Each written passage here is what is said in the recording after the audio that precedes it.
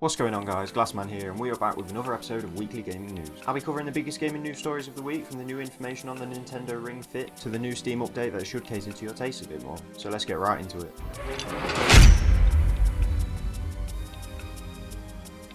Last week I spoke about Nintendo's new teased peripheral. Well, they held up on their promise, and on Thursday we were given a proper look and explanation on the Ring Con. Imaginative name there, Nintendo. Even more imaginative is the game name, Ring Fit Adventure. I just need to point out at this point that these two are freaking terrifying. Stop staring into my soul, dude. They're like the over-enthusiastic presenters that you see on kids' channels, and I'm pretty sure there's somebody behind the camera with a gun pointed straight at them. Anyway, onto the game. Ring Fit Adventure is a software supplied with the Ring Fit. It really goes out of its way in showing itself off as an RPG adventure game rather than fitness software. The gameplay part is actually very imaginative, as you'll need to jog on the spot to traverse the world, and we'll get into battles with various monsters along the way.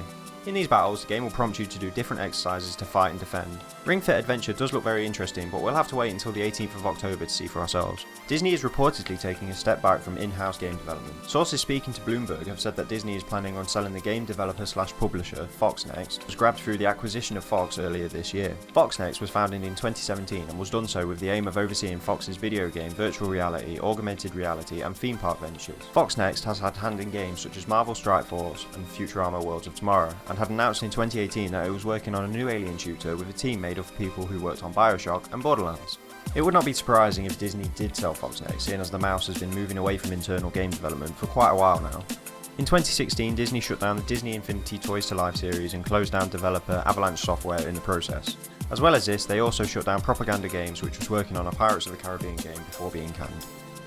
The NPD Group has released its report for August's 2019 US gaming industry sales, and it's not looking good. Total spending on video game software in August of 2019 dropped by 22% to $257 million compared to August of last year, making it the worst August for software performance since 1998, which sat at $234 million. August's bestseller was Madden NFL 20, with Minecraft taking second, which is the highest the game has charted on the NPD sales chart, probably due to the second wind in popularity. Sitting at third, we have GTA 5. In related news, Gamestop announced that it would be closing up to 200 underperforming stores across the US and abroad in the next 6 months. September the 10th, in an earnings call, it was revealed that the company's total sales dropped to $315.4 million, or 14.3% as compared to the second quarter of 2018. GameStop Chief Financial Officer Jim Bell said, "While not up to our expectations, these results are generally in line with the declines across the video game industry, and indicative of sales volumes at this point in the console cycle." Jim says that more than 95% of the company's 5,700 stores remain profitable, though the company has closed 195 of its stores in the past 12 months.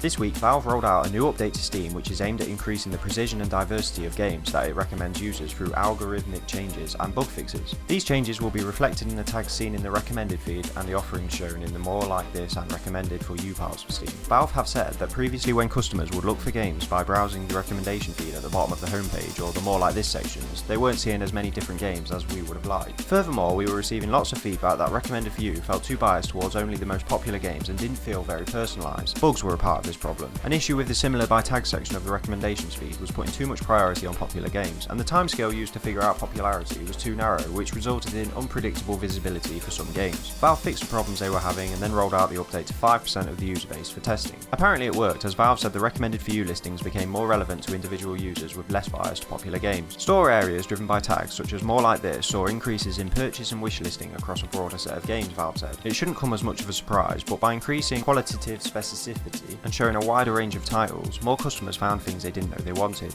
So hopefully we'll all be finding new gems to play in the future. So those were my biggest gaming news picks of the week. Thanks for watching, and feel free to let me know what you thought of any of the news below. If you want weekly gaming news picks like this every week, then do subscribe, as I send these videos out every Sunday. I also post other gaming content in between, like funnies and analysis, so if that's what you're into, then check out the channel. Anyway, that's it for this video. Till the next one, stay glassy, love you, bye.